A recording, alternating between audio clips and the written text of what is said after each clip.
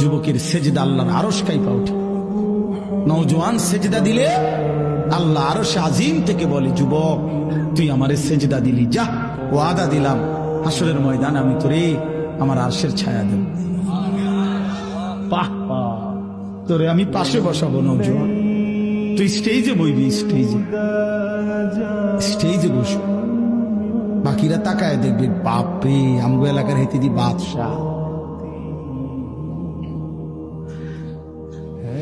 আল্লাহ তৌফিক দান করুন। চলেন এই আয়াতগুলোর তর্জমা বলি, শুধু তর্জমা।